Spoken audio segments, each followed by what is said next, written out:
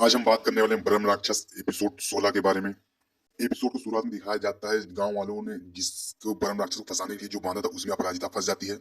और आगे दिखाया जाता है रैना होश में नहीं आती तो फूली जाकर एक लोटा पानी लाती है और रैना को ऊपर छिड़कती है और रैना होश में आ जाती है। और आगे दिखाया जाता है ब्रह्म राक्षस अपराजिता के पास आता है और अपराजिता का गला पकड़कर उठा देता है ब्रह्म राक्षस।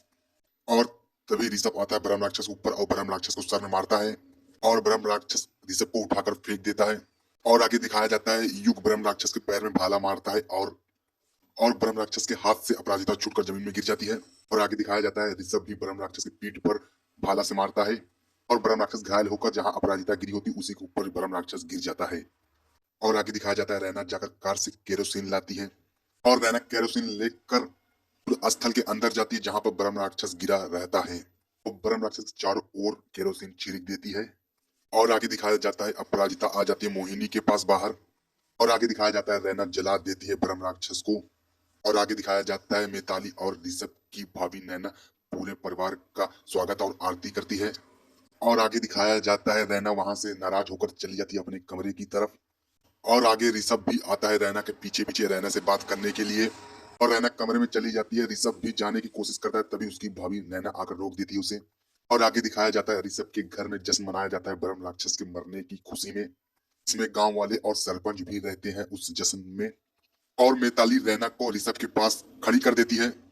रैना और ऋषभ एक दूसरे को देखते हैं और आगे दिखाया जाता है गांव वाले और पूरे परिवार वाले साथ में डांस करते हैं।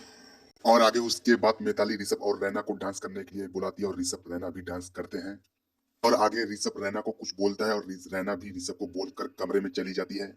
और कमरे में ऋषभ भी आ जाता है और वह देखता है कि रैना चूड़ू ऋषभ उतार कर अपना बैग पैक कर रही होती है। और आगे ऋषभ रैना से पूछता है कि तुम मुझसे क्यों बात नहीं कर रही हो और मुझसे नाराज क्यों हो। और रैना आगे बताती है कि मैं यहाँ से जा रही हूँ, जिस मकसद के लिए हमने शादी की थी वो मकसद तो पूरा हो गया है। ब्रह्म राक्षस तो मर गया है, मैं अब यहाँ से जा रही हूँ। और आगे रैना ऋषभ से पूछती है कि मुझे अपराजिता के साथ भेजने का प्लान क्या तुम्हारा था। और ऋषभ कहता है हाँ। और आगे रैना कहती सब खत्म और रैना वहां से जाने लगती है अपना बैग लेकर और मंगलसूत्र भी उतार कर रख देती है और वहां से चली जाती है। और आगे दिखाया जाता है अपराजिता और ऋषभ के डैड और ऋषभ के मामा तीनों आपस में बात कर रहे होते हैं।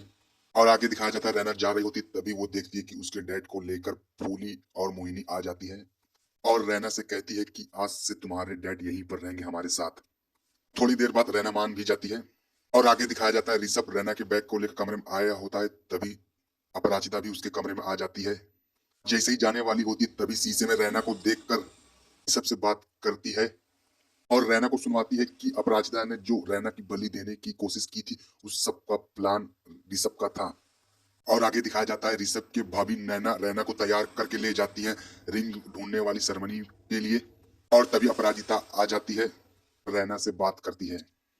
और आगे दिखाया जाता है ब्रह्म राक्षस राख से फिर वापस जिंदा हो जाता है। और आगे दिखाया जाता है ऋषभ और रैना पूरे परिवार रहते हैं और ऋषभ रैना दूध में रिंग ढूंढने का रस्म करते हैं।